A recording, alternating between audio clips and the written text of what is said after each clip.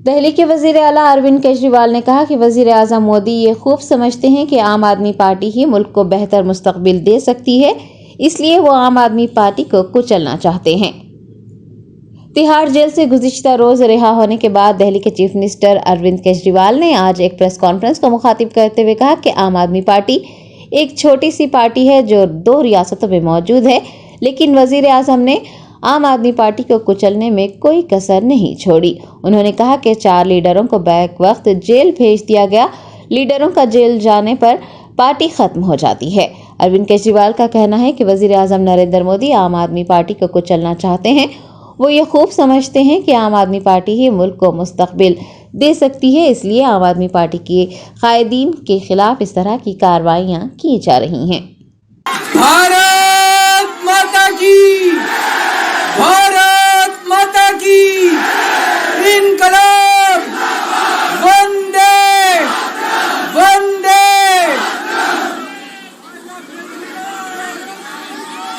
आप सब लोगों का तहे दिल से बहुत बहुत शुक्रिया। इतनी तपती धूप के अंदर इतनी देर से इतनी बड़ी संख्या में आप लोग मेरा इंतजार कर रहे हैं। मैं आपका तहे दिल से बहुत बहुत शुक्रिया अदा करना चाहता हूं। जितने लोग इस वक्त टीवी में देख रहे हैं उन सब दर्शकों का भी मैं तहे दिल से शुक्रिया अदा करना चाहता हूं। सबको मेरा नमस्कार, सबको मेरा प्रणाम। दोस्तों, सीधा जेल से मैं आप लोगों के बीच में आ रहा हूं। आपके बीच में आके बहुत अच्छा लग रहा है।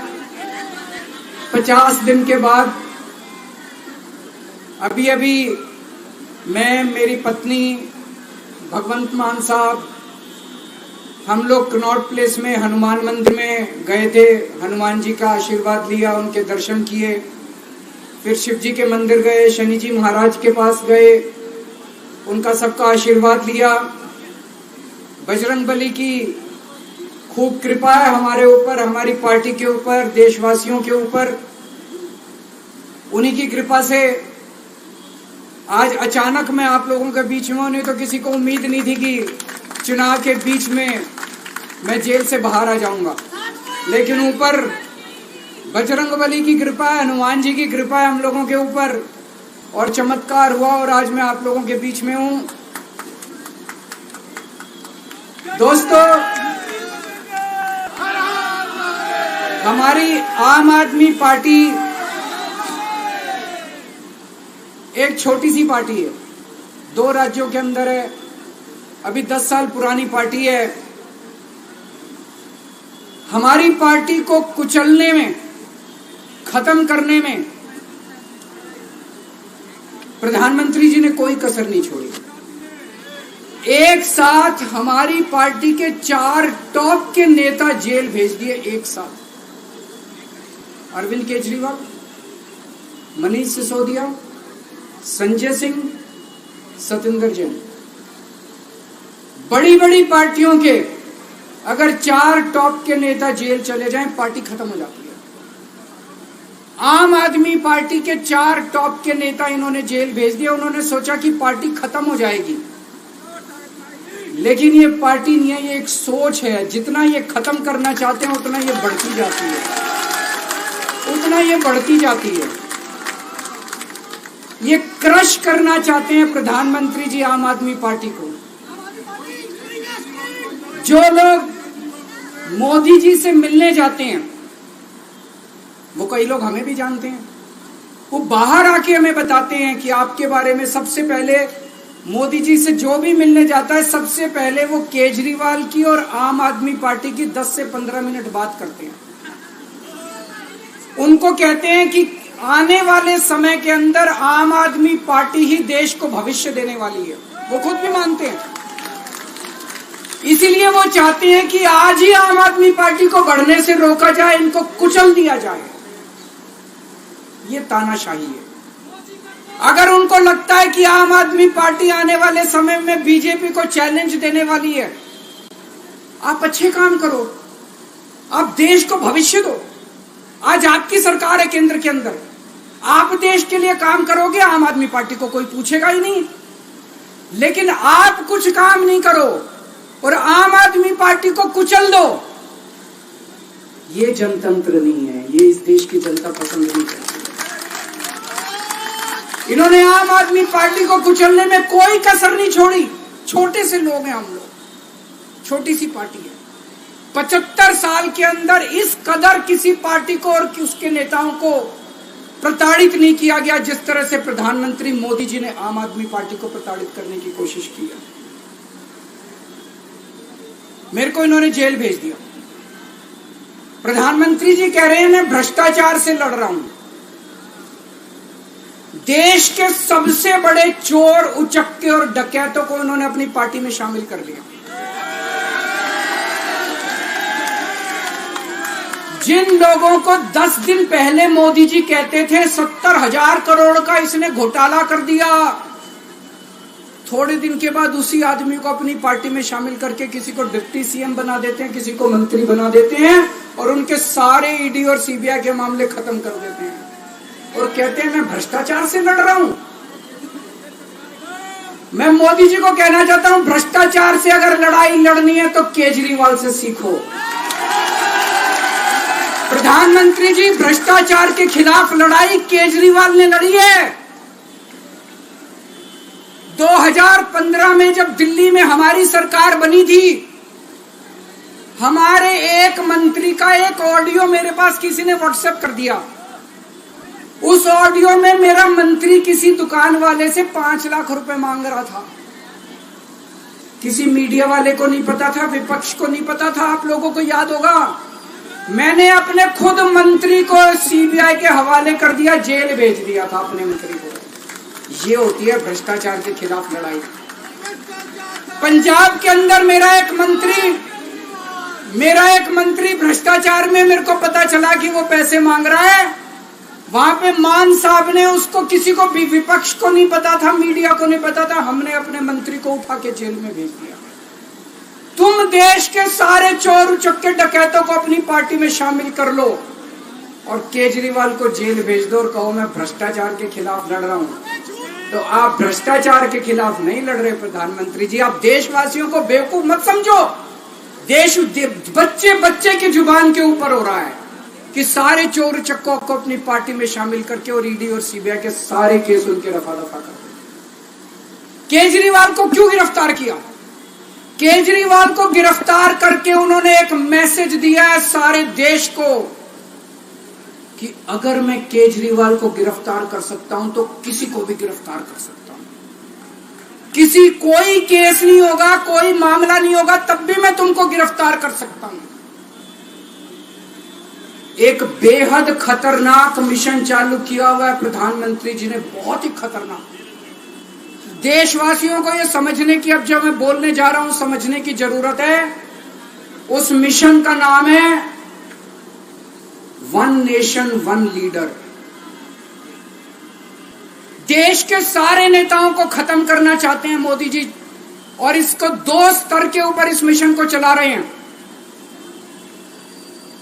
जितने विपक्ष के नेता हैं उनको जेल भेजेंगे और जितने बीजेपी के नेता हैं उनको सबको निपटा देंगे, उनकी राजनीति खत्म करते जाएंगे, उनको सबको निपटाते जाएंगे। विपक्ष के अंदर आज इन्होंने मनीष सिसोदिया को जेल भेज दिया, संजय सिंह को जेल भेज दिया, सत्येंद्र जैन को जेल भेज दिया, केजरीवाल को जेल भेज दिया, हेमंत सोरेन को जेल भेज दिया, ममता दीदी के कई मंत्रियों को जेल भेज दिया, स्टालिन के कई मंत्रियों को जेल भेज दिया, केरला के सीएम के पीछे पड़े हैं। अगर ये चुनाव जीत गए, मेरे से लिखवा लो एफिडेविट के ऊपर, थोड़े दिन के बाद ममता दीदी जेल में होंगी, तेजस्वी यादव जेल में होगा, स्टालिन साहब जेल के अंदर होंगे, पिनरई विजयन जेल के अंदर होंगे, उद्धव ठाकरे जेल के अंदर होंगे, जितने विपक्ष के नेता ये सारे जेल के अंदर होंगे। अगर ये चुनाव जीत गए, इन्होंने बीजेपी का एक नेता नहीं छोड़ा। आडवाणी जी की राजनीति खत्म कर दी इन्होंने, मुरली मनोहर जोशी की राजनीति खत्म कर दी, सुमित्रा महाजन की, शिवराज सिंह चौहान जिसने मध्य प्रदेश का चुनाव जीत के दिया इन लोगों ने, शिवराज सिंह चौहान ने उसको मुख्यमंत्री नहीं बनाया, उसकी राजनीति खत्म कर दी। वसुंधरा राजे की राजनीति खत्म कर दी इन्होंने, खट्टर साहब की राजनीति खत्म कर दी, डॉक्टर रमन सिंह की राजनीति खत्म कर दी। अब अगला किसका नंबर है? योगी आदित्यनाथ, अगर ये चुनाव जीत गए, मेरे से लिखवा लो, 2 महीने के अंदर उत्तर प्रदेश का मुख्यमंत्री बदल देंगे। योगी आदित्यनाथ की राजनीति खत्म करेंगे, उनको भी निपटा देंगे। यही तानाशाही है दोस्तों। 1 नेशन 1 लीडर ये चाहते हैं। एक ही तानाशाह इस देश के अंदर बचेगा, एक ही तानाशाह इस देश के अंदर बचेगा।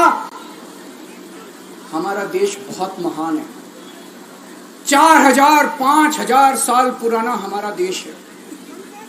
इसके पहले पिछले 4000 साल में कई मौके आए जब इस देश के ऊपर तानाशाहों ने कब्जा करने की कोशिश की, लेकिन हमारे देश के लोगों ने उन तानाशाहों का तख्ता उखाड़ के फेंक दिया।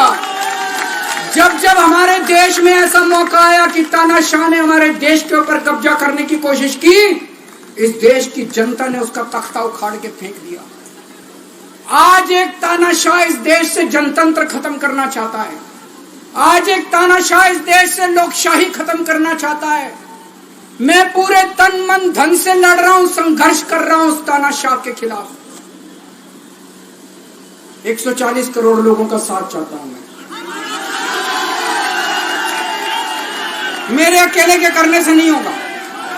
140 आज मैं आप लोगों से भीख मांगने के लिए आया हूं। 140 करोड़ लोगों से 140 करोड़ लोगों से भीख मांगने के लिए आया हूं। मेरे देश को बचा लो, मेरे भारतवर्ष को बचा लो, मेरा भारत बहुत महान है। इस तानाशाही से बचा लो मेरे दोस्त, मेरे देश को।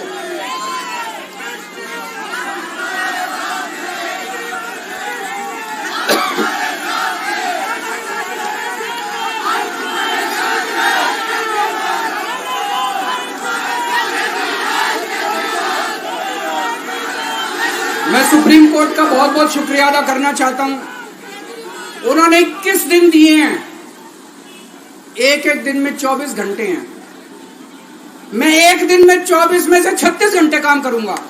पूरे देश भर में घूमूंगा इस तानाशाही को रोकने के लिए। दोस्तों, जितनी मेरे अंदर ताकत है, मेरा सब कुछ कुर्बान है देश के लिए। मेरा तन मन धन सब कुछ कुर्बान है मेरे देश के लिए। मेरे खून का एक एक कतरा मेरे देश के लिए, मेरे शरीर का एक एक कतरा, मेरी जिंदगी का एक एक पल मेरे देश के लिए। मेरे देश को बचाने के लिए मैं पूरे देश में जाऊंगा दोस्तों। अब एक बहुत महत्वपूर्ण बात करने जा रहा हूं, उसको ध्यान से सुनना। ये लोग इंडिया गठबंधन से पूछते हैं आपका प्रधानमंत्री कौन होगा। मैं बीजेपी से पूछता हूं आपका प्रधानमंत्री कौन होगा। आप लोग सोच रहे होंगे केजरीवाल क्या बात कर रहा है, मोदी जी होंगे। नहीं, मोदी जी अगले साल 17 सितंबर को 75 साल के हो रहे हैं। बीजेपी के अंदर मोदी जी ने 2014 में मोदी जी ने खुद ने रूल बनाया था कि बीजेपी के अंदर जो भी 75 साल का होगा उसको रिटायर कर दिया जाएगा। सबसे पहले आडवाणी जी को रिटायर किया गया, उसके बाद मुरली मनोहर जोशी जी को रिटायर किया गया, फिर सुमित्रा महाजन को रिटायर किया गया, फिर यशवंत सिन्हा को रिटायर किया गया। अब मोदी जी अगले साल 17 सितंबर को रिटायर होने वाले हैं। तो मैं बीजेपी से पूछना चाहता हूं आपका प्रधानमंत्री का दावेदार कौन है। दोस्तों, अगले साल 17 सितंबर तक अगर इनकी सरकार बनी, तो उस पे भी आऊंगा मैं। अगर इनकी सरकार बनी तो पहले अगले 2 महीने में योगी जी को निपटाएंगे ये, और उसके बाद मोदी जी के सबसे खास अमित शाह को ये प्रधानमंत्री बनाएंगे। तो मैं लोगों को, देश के लोगों को आगाह करना चाहता हूं, मोदी जी अपने लिए वोट नहीं मांग रहे। मोदी जी अमित शाह को प्रधानमंत्री बनाने के लिए वोट मांग रहे हैं। मैं पूछना चाहता हूं मोदी जी से और अमित शाह जी से, ये मोदी की गारंटी पूरी कौन करेगा? क्या अमित शाह मोदी की गारंटी पूरी करेंगे? जब आप अगर जो वैसे तो मेरे को लगता है मैं भी आऊंगा उसके ऊपर, मुझे नहीं लगता इनकी सरकार बन रही है, लेकिन जो बीजेपी को वोट देने जाएं वो ये सोच के जाना कि आप मोदी जी के नाम पे वोट नहीं दे रहे, आप अमित शाह के नाम पे वोट दे रहे।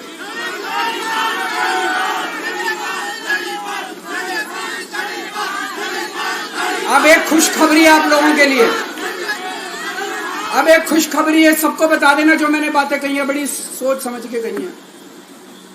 वहां बैठ के यही सोच रहा था 50 दिन से।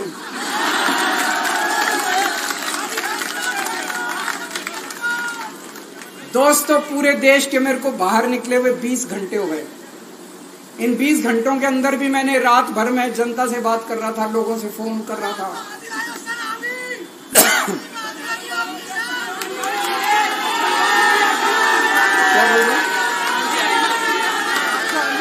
रात को आंधी आई थी,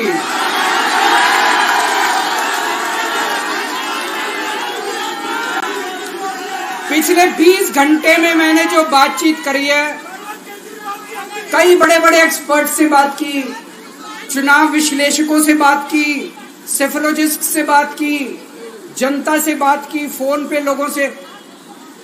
मेरा अपना आकलन है कि 4 जून के बाद इनकी सरकार नहीं बन रही, मोदी सरकार नहीं बन रही। दोस्तों, अगर मैं गलत हूं तो मेरे को बताना। हरियाणा में इनकी सीट कम हो रही है, राजस्थान में कम हो रही है, कर्नाटक में कम हो रही है, दिल्ली में कम हो रही है, बिहार में कम हो रही है, महाराष्ट्र में कम हो रही है, कर्नाटक में कम हो रही है, बंगाल में कम हो रही है, झारखंड में कम हो रही है। बढ़ कहां रही है? यूपी में कम हो रही है, बढ़ कहां रही है? बढ़ एक भी जगह इनकी सीटें नहीं बढ़ रही हैं। मेरा अपना मानना है, और सट्टा बाजार में भी वो जो चल रहा है, इनकी 220 से 230 के बीच में सीट आ रही है, उससे ज्यादा सीट नहीं आ रही। मोदी सरकार नहीं बन रही है, केंद्र में इंडिया गठबंधन की सरकार बन रही है। आम आदमी पार्टी उस सरकार का हिस्सा होगी, दिल्ली को पूर्ण राज्य दिलाएंगे। दिल्ली का एलजी लोगों का एलजी होगा, दिल्ली का एलजी दिल्ली वालों का एलजी होगा। गुजरात से आया हुआ अभी, दिल्ली के लोगों का एलजी होगा, दिल्ली के लोगों का विकास होगा। एक और पॉइंट है, जब मैं जेल के अंदर था तो कुछ लोगों ने यह मुद्दा उठाया, केजरीवाल सीएम पद से इस्तीफा क्यों नहीं देता। दोस्तों, केजरीवाल को कभी किसी पद का लालच नहीं हुआ। मैं यहां मंत्री, मुख्यमंत्री, प्रधानमंत्री ये सब बनने नहीं आया। इनकम टैक्स में कमिश्नर की नौकरी करता था। कमिश्नर की नौकरी छोड़ के दिल्ली की झुग्गियों के अंदर 1 नहीं, 2 नहीं, 3 नहीं, 10 साल तक मैंने दिल्ली की झुग्गियों के अंदर काम किया है, सुंदर नगरी और नंदनगर की झुग्गियों के अंदर, इनकम टैक्स कमिश्नर की नौकरी छोड़ के। जब मेरे को दिल्ली की जनता ने पहली बार सीएम बनाया, असूलों के ऊपर 49 दिन के अंदर सीएम पद से इस्तीफा दे दिया था। एक चपरासी की नौकरी कोई नहीं छोड़ता। सीएम बनने के लिए लोग अपना दायां हाथ कटाने के लिए तैयार होते हैं। मैंने खुद से अपने आप सीएम की कुर्सी को लात मार दी थी 49 दिन के अंदर। मेरे लिए सीएम पद इंपॉर्टेंट नहीं है। आज मैंने सीएम पद से इस्तीफा क्यों नहीं दिया जेल जाने के बाद? दोस्तों, पिछले 75 साल में भारतवर्ष में